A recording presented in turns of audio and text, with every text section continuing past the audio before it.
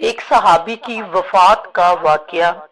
ایک صحابی کی بیگم نے پیغام بھیجا، یا رسول اللہ صلی اللہ علیہ وسلم، میرا خامد مرنے کے قریب ہے لیکن کلمہ نہیں پڑھ رہا۔ آپ صلی اللہ علیہ وسلم اس کے پاس تشریف لے گئے اور فرمایا، بیٹا کلمہ پڑھ۔ پڑھوانے والے اللہ کا نبی، پڑھنے والا صحابی، کہا جی کلمہ نہیں پڑھا جا رہا۔ آپ صلی اللہ علیہ وسلم نے فرمایا کیا ہوا؟ کہا جی بس پڑھا نہیں جاتا۔ آپ صلی اللہ علیہ وسلم نے فرمایا اس کے والدین میں کون زندہ ہے؟ کہا جی ماں زندہ ہے۔ تو آپ صلی اللہ علیہ وسلم نے کہا اس کی ماں کو بلاؤ۔ جب ماں آ گئی تو آپ صلی اللہ علیہ وسلم نے فرمایا تم بیٹے سے ناراض تو نہیں ہو؟ کہا جی یا رسول اللہ صلی اللہ علیہ وسلم میں ناراض ہوں۔ فرمایا کیا ناراضگی ہے؟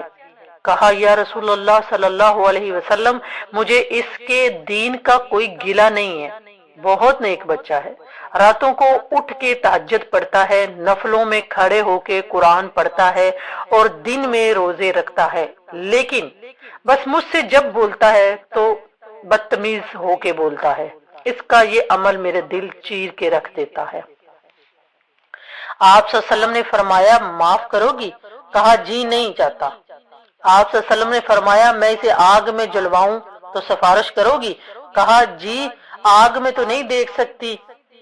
آپ صلی اللہ علیہ وسلم نے فرمایا سن لو، اگر تو نے معاف نہ کیا تو یہ سیدھا اللہ کی آگ میں جائے گا۔ آپ صلی اللہ علیہ وسلم نے فرمایا سفارش کرتی ہو، معاف کرتی ہو؟ کہا جی اب معاف کرتی ہوں۔ آپ صلی اللہ علیہ وسلم نے کہا بیٹا لا الہ الا اللہ پڑھو۔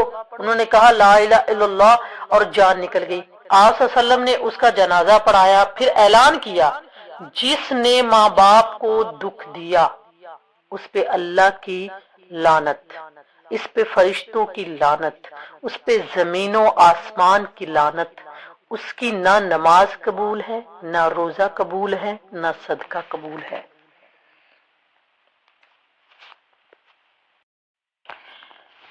اللہ تمہاری برداشت کی طاقت کو نہیں آزماتا، وہ تمہارے ایمان کا امتحان لیتا ہے اور انہیں کا لیتا ہے۔ جن کو اپنا دوست بنانا چاہتا ہے اللہ کو تمہاری برداشت کی حد معلوم ہے اور اللہ کبھی تمہیں اس حد سے زیادہ غم نہیں دے گا۔ تمہیں لگتا ہے کہ اب ہم تھک گئے ہیں، مگر تھکنا تمہارا ایمان نہیں، بس حوصلہ گھبرا جاتا ہے۔ جب اللہ کن کہتا ہے تو ناممکن ممکن بن جاتا ہے اور دعائیں مقدر پر بھاری پڑ جاتی ہیں۔ آج کی پہلی نصیحت، زندگی کی حقیقت فقط اتنی ہے جب انسان سنبھلنے لگتا ہے تب زندگی لڑکھڑانے لگتی ہے۔ اللہ تبارک تعالی رزق کے دروازے کھولے تو دسترخوان کو لمبے کر لو، دیواریں نہیں۔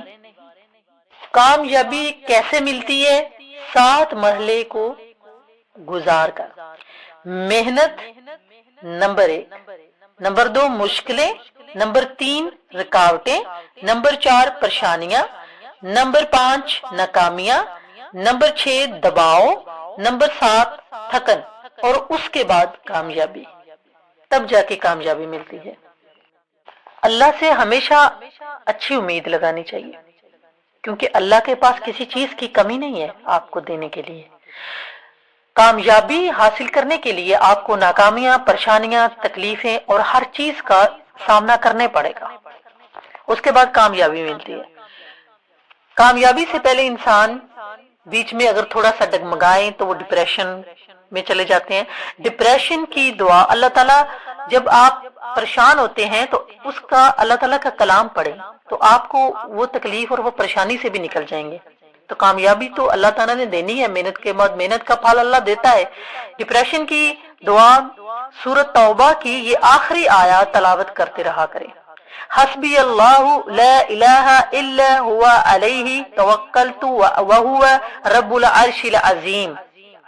دوبارہ پڑھ دیتے ہیں، حسبی اللہ لا الہ الا ہوا علیہ توکلت وہو رب العرش العظیم۔